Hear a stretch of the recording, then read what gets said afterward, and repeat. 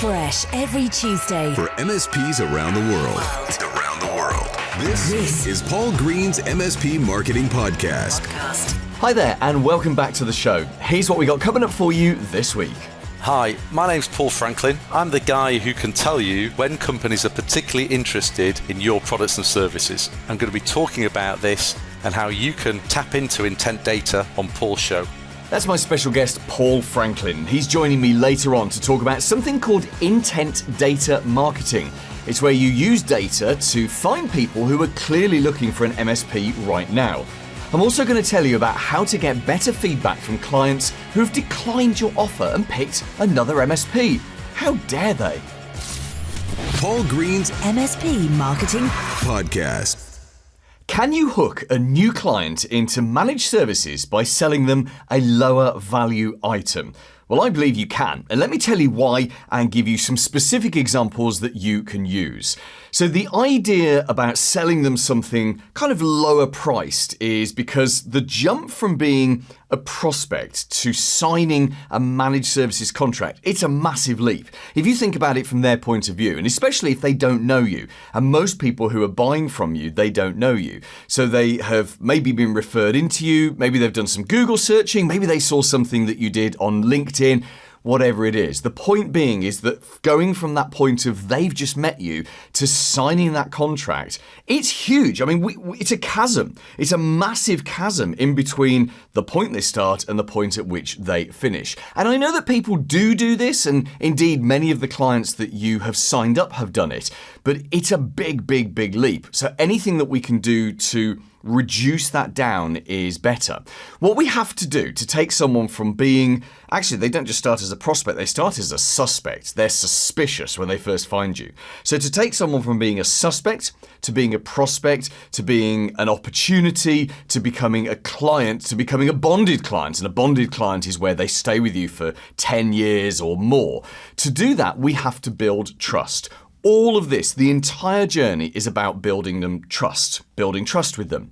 So this is where the concept of selling them something small, something one-off, and delivering it really well can help you to build trust. So the goal here is not really to make a great deal of margin. The goal here is simply to impress them. The best way that you can build trust with someone is to sell them something relatively low cost and deliver it really well. So for example, I'll give you a couple actually, backups, right? You might advertise something, or you might find someone and say to them, hey, let me have a look at your backups. What you're doing right now, I'll be honest, it leaves you a little open. You've got one backup, it's only in one site. Actually, that should be mirrored elsewhere. It should be happening continuously. It shouldn't just be a daily thing. Why don't we get all of that set up for you? It will be X cost, whatever it will cost. You could do the same with password managers. You know, you could sell someone a password manager for them and for their team. Relatively low cost. I appreciate actually there's an ongoing cost to that. It's a subscription, but that's okay as well. It's a low cost, but you and I both know that you implement password managers properly for a business, not only are, they're safer, but actually they're more productive as well, right? Password managers used properly by staff instantly removes a whole load of productivity hassles for a business. So these are perfect things that you could just sell someone as a startup. Now, let me give you a third one, and this is my favorite, and it's a little off the chart. It's actually to sell something like a perfect video call setup. So if you imagine you put together, let's say it's a decent camera, it's a USB microphone, there might be some LED lights, you might even link it all up to Alexa or something like that. And the point is that you have this perfect video call setup which you sell as a one-off thing, and you sell it and you go and install it for someone. And you could offer to do that for the owner of the business. You could then, when you're talking to them, you could say, well, look, we've set you up this video call setup in your office. Why don't we do the same for your home office as well? And then what about the rest of your management team? And then what about your salespeople? And who else is doing video calls on a regular basis? Because actually, the more professional you can appear to be on a video call, the better you will communicate and the more the better you'll come across. You could even look at optimizing their teams or whatever platform they're using. So can you see that that's actually a perfect sort of one-off, not too high price. I appreciate there's a lot of kit in there, so it's going to be some investment, but it's a beautiful thing to do because Also, when you're setting it up, if you're setting it up for the boss, that buys you and your time, you and your team some time with the boss. And it might be that you and one of your technicians goes along to the office to set it up. And while your technician is literally setting it all up and optimizing it to the boss's height and all of that kind of stuff, then you are having a chat to them about their business and asking them open questions about their favorite subject, themselves and their business. In fact, we could take this even further. If I owned an MSP and I had some proof that people bought that kind of video call setup, then I would set up actually a front offer. I would put together a lead magnet on this. So a lead magnet is something you give to someone in return for their contact details. So I might offer on LinkedIn or even through paid advertising the ultimate video call setup guide. And this would be a PDF guide which they can get by putting in their name and their email address in my website. So I'm driving traffic to a landing page on my website. People who are interested in a better video call setup, they enter their email, their contact details.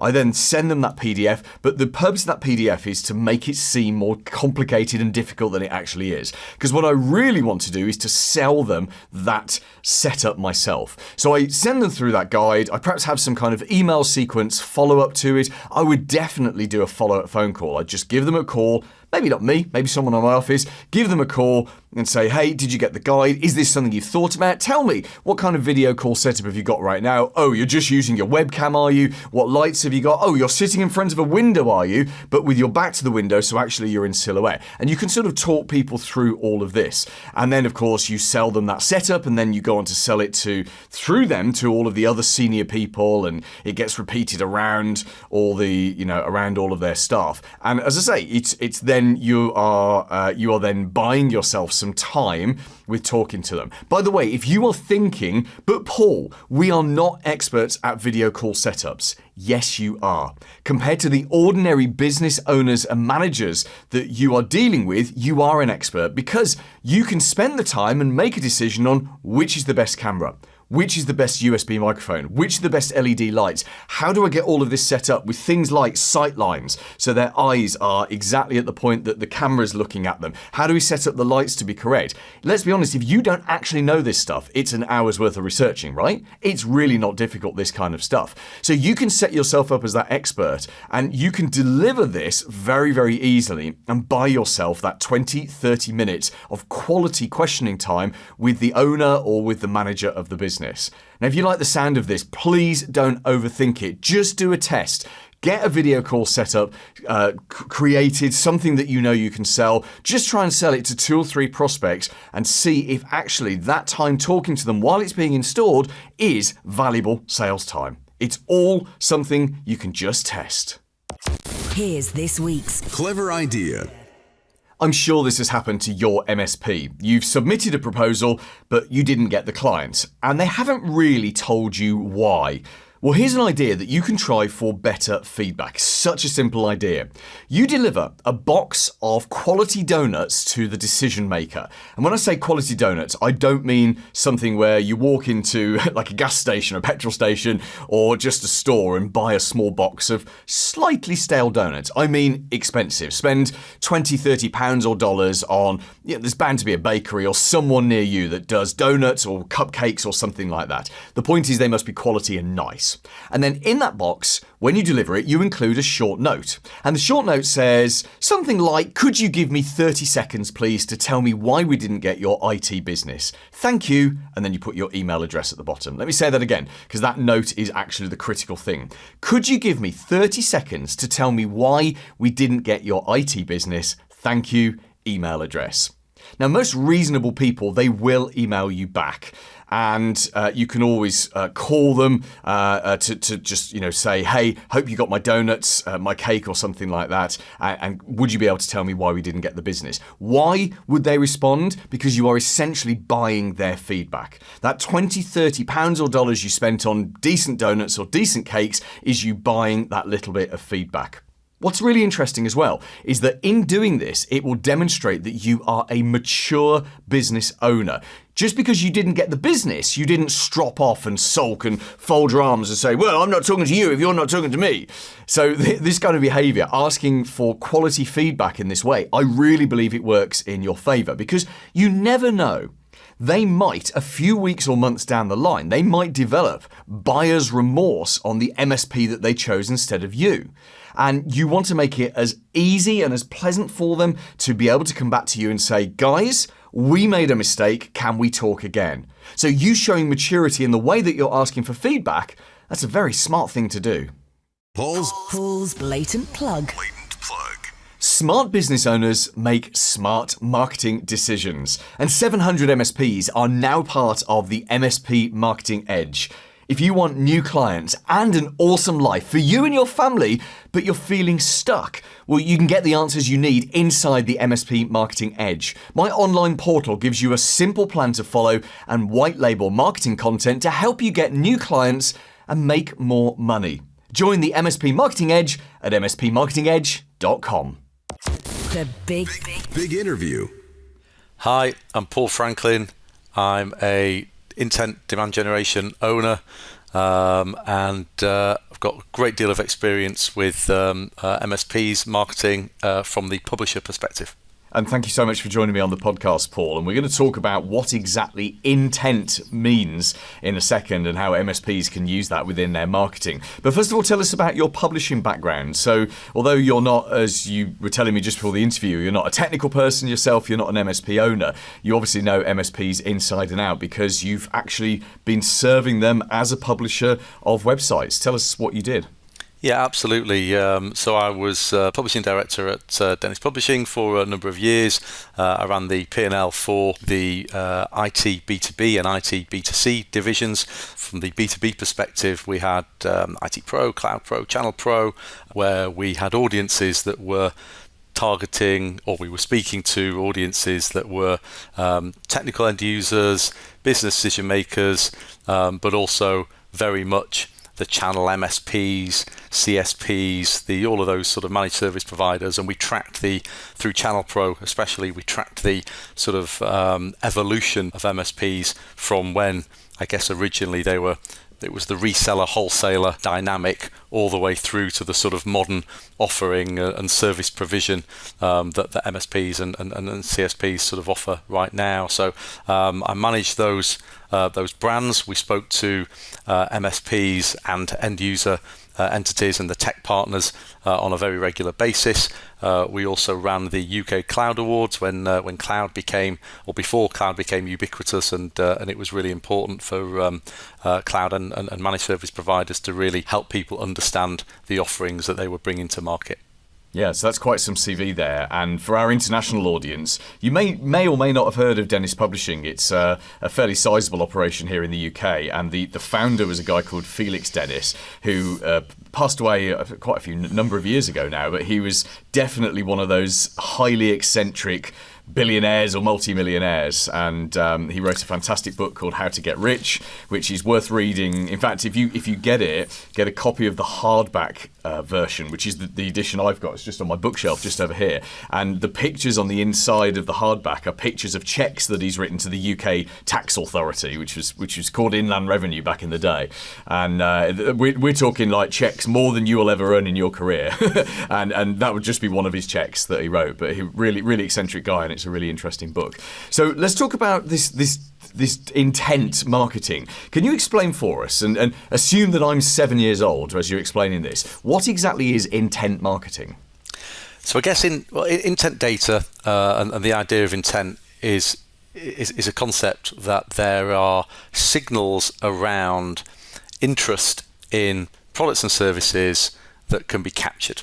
And there are a number of what can be described as intent data platforms out in the market that capture a level of interest, and it might be based on keywords, it might be based on IP, it might be based on cookie data, and they can capture levels of interest in particular themes or subject matters or products or services, keywords, and they can identify which companies are showing a particular level of interest in those keywords and products and services and things like that. Got it. So we could assume that at the point that a business is nearly ready, willing and able to, let's say, switch from their incumbent MSP over to a new one, they have a pattern of behavior, which because of our digital world, we can track that, or certain platforms can track that pattern of behavior. Would that be a correct way of putting it? Yeah, that's absolutely right. They can track interest in very particular things or broader sort of general themes, and this is very much international, so you can identify companies across any different geo, what they're interested in, and you can sort of, some of these platforms give you that sort of score, so you can sort of see which are really, really interested, which are moderately interested, and which are, just very averagely sort of interested in particular things. So, yeah, absolutely. If somebody was to be thinking about different products and services that an MSP might be offering, that could be picked up. That level of interest, that level of engagement, that sort of level of research really can be identified and picked up. Okay, so in a second, at the end of the interview, we'll of course talk about what you do, Paul, because you have a business, I know, that takes that intent data and you turn it into leads, or you help to turn it into leads for MSPs. But before we get there, just tell us a little bit about these platforms, because intent data and intent marketing isn't something we've talked about on the podcast before. So what kind of platforms are out there? Give us some names if you can. And are they any good? Are the good ones, bad ones? What kind of money are we going to be shelling out? Yeah, there's a number of them. Probably the most well known is Bombora, and that's a very sort of solid platform that uses intent signals from a number of different websites and platforms internationally that it sort of puts its tags on, or these individual publishers allow for a Bombora tag to be there, so it can pick up interest around certain keywords and topics. That's a fairly robust system, probably the most commonly known, most widely sort of known. There are others like Sixth Sense is a very good sort of offering that is actually sort of a Bombora partner as well, but has its own sort of intent data around keywords. There are others like Expandy Group. There's Arcadin as well, which has got its own sort of marketing cloud. Yeah, there's a number of others, and some of the additional ones tap into the likes of Bombora as well. So there's a whole sort of ecosystem around intent. They are expensive. They are a significant level of investment, but they will hopefully enable you to identify genuine interest in particular keywords. So you can really drill down into security or cloud or whatever it might be, and you can identify via geo. And also a lot of these providers will enable you to identify not just those companies that are really interested, but maybe some contacts within those companies as well that you might want to speak to. So there are sort of, I guess, a database of provision, a little bit like Zoom Info, where you can actually identify some people within those companies that are demonstrating and showing this level of intent. I love it. This is really smart. Well, it's really smart if it works, and that leads on to my next question. It's one thing to know that there is some kind of intent within a company, but what, in your opinion, is the best way to actually capitalize on that? So to take the intel that's coming out from this platform and then to approach the company in a way which doesn't seem creepy or doesn't seem kind of weird, that you seem to have approached them at exactly the right moment. The intent platforms can help spit out a target account list, or help you build your ABM, your account-based marketing strategies, but they're still cold. They haven't engaged with you. So I would always recommend that you're still warming these potential contacts and leads, and you're engaging these companies from a starting point of a cold position or a top of funnel position. You still want to be engaging them with relevant content. You want to be speaking to them consultatively. Just because people have shown levels of intent doesn't mean they've got the credit cards out and they're willing to buy there and then. They still need development from a sort of a sales perspective. So let's talk about what you do within your business then. I'm assuming that you use exactly this kind of engine to gather together that intent data, and then you manage campaigns to help to generate leads off the back of it. Yeah, absolutely. So we plug into a number of different intent data platforms. We identify the keywords that our customers believe their own clients are interested in, and then we engage those people directly. So against your ideal customer profile, if you want to reach the IT director and the CEO, will identify those people within the companies that are showing greater levels of intent, greater signals of interest. We'll engage those people. It might be through content syndication, it might be through social, it might be through telemarketing.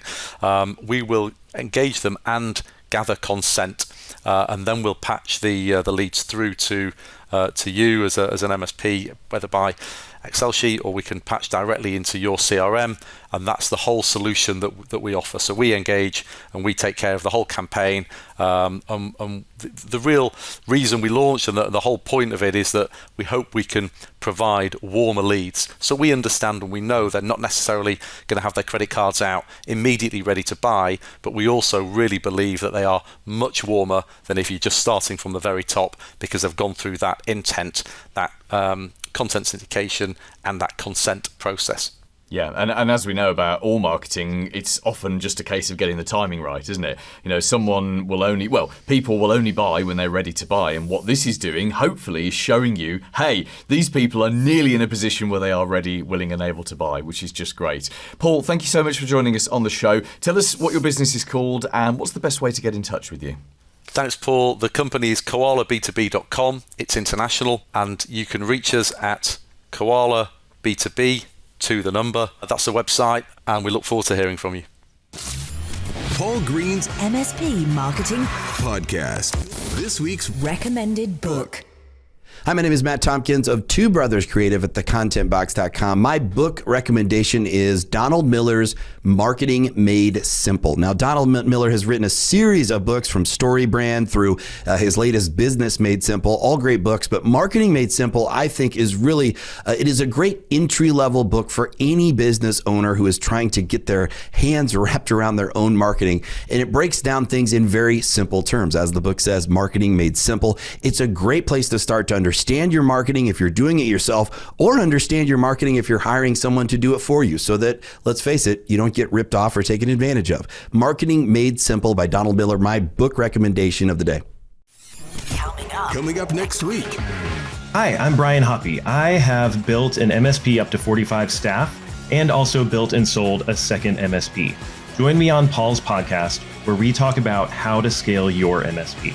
On top of that interview with Brian, we are going to talk about how to guarantee you delight every single client by systemizing a way to underpromise and overdeliver. Join me next Tuesday and have a very profitable week in your MSP. Made in the UK. For MSPs around the world. Paul Green's MSP Marketing Podcast.